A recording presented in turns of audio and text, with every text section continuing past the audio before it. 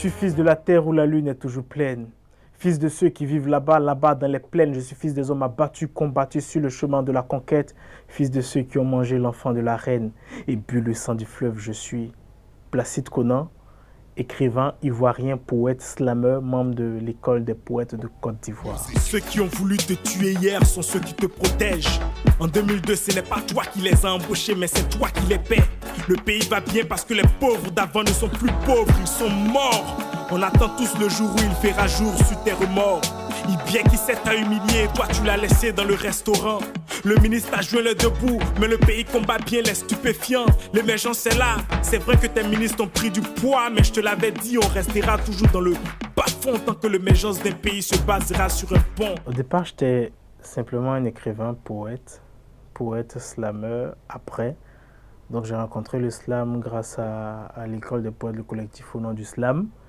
Et à un moment donné, on a vu que les gens réclamaient beaucoup les supports musicaux. Donc on a décidé d'en faire des chansons, donc des slams audio. Donc on a commencé par l'écriture, après on est rentré dans le slam, dans la déclamation poétique et scénique. Tout a commencé le 2 février. Donc le 2 février, j'ai organisé un spectacle, un one-man slam, donc, où j'étais seul sur scène au Palais de la Culture.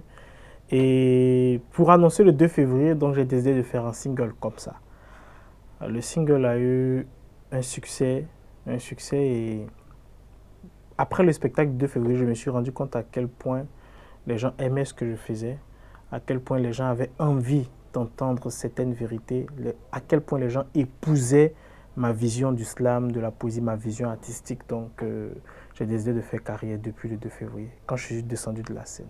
Personnellement, je ne peux pas parler en termes de carrière, parce que pour moi, ma carrière n'a même pas encore commencé.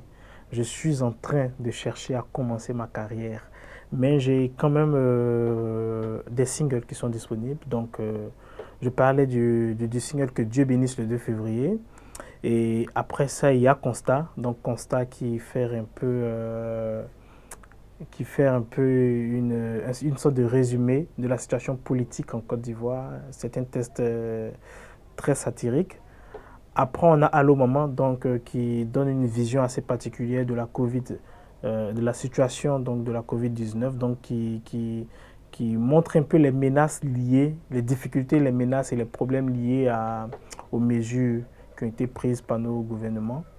Et ensuite, il y a eu un featuring avec l'étudiant, donc À qui la faute, donc qui décriait un peu l'attitude donc du parti au pouvoir en Côte d'Ivoire qui effectivement ne nous aide pas dans cette campagne de sensibilisation contre la Covid et qui exerce une sorte de mépris vis-à-vis des Ivoiriens. Donc les artistes sont au chômage, les salles de spectacle sont fermées, tandis que comme on appelle, leur parti organise des événements politiques dans ces salles de spectacle. Donc pour nous, c'est un mépris, donc il fallait qu'on s'exprime. On s'est exprimé à travers un featuring À qui la faute avec l'étudiant. Et je voulais préciser que Constat fait partie d'une trilogie qu'on appelle 2020.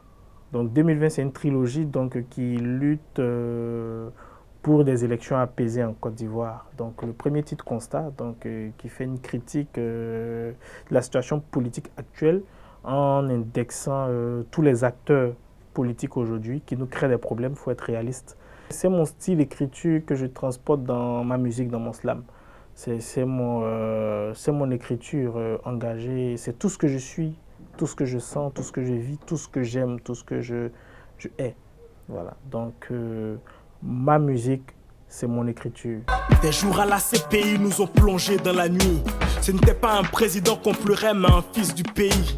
Ils ont fait les t-shirts à ton effigie à la Caritas, c'est sûr. Africa 24 que maman regardait telenovelas. Quand tu es un artiste engagé comme moi, la diffusion est difficile. D'abord, tu n'as pas de moyens financiers, et tu es engagé. Ce sont les deux choses vraiment qui ne vont pas ensemble. Mais on essaie de s'accrocher au rêve et de s'accrocher à la vision. Donc le problème, c'est la diffusion. C'est la diffusion. Et je souhaiterais vraiment vous remercier en tant qu'Africa 24 parce que vous aviez toujours été là depuis le début. Donc, quels que soient les sujets qu'on aborde et tout, donc vous êtes les premiers vraiment à diffuser le slam ivoirien. Donc ça, c'est pour nous, en Côte d'Ivoire, en tant que slammer ivoirien, c'est une très très grande richesse. Le souvenir que j'ai qui me booste et qui me fascine beaucoup et qui m'a vraiment fait flipper, c'est que en 2017, quand je partais à Bamako pour le Fish Mali, je me disais que voilà, parce que voilà, après, il faut gérer son stress et tout, c'était pas facile.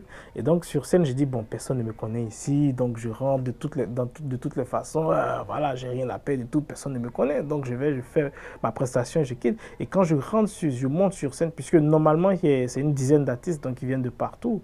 Donc, on n'est pas censé connaître tout le monde, à moins que tu sois peut-être bien connu chez toi ou ailleurs. Moi, je venais de commencer, c'était en 2017. Et quand je monte sur la scène, j'entends du public Placide Konan. Ça m'a fait flipper de ouf. Ça m'a fait flipper de ouf. Il a voulu me retourner, rejoindre les loges. Mais je suis resté et ça me booste. Ça me booste. Ça montre à quel point le peu que tu fais, les gens y voient. Les gens, ils aiment, les gens, ils approuvent, les gens, ils te suivent. Et ça, c'est ce qui nous donne de la force. Voilà. N'acceptez jamais qu'on vous dise que la jeunesse actuelle est paresseuse, la jeunesse actuelle ne fait rien, la jeunesse actuelle est dans la dépravation. Parce que ce qu'ils voient à la télé, ce n'est pas les vrais jeunes. Il y a des jeunes aujourd'hui qui font beaucoup de choses, des jeunes qui évoluent, qui travaillent, qui ont étudié, qui sont des artistes, qui sont conscients.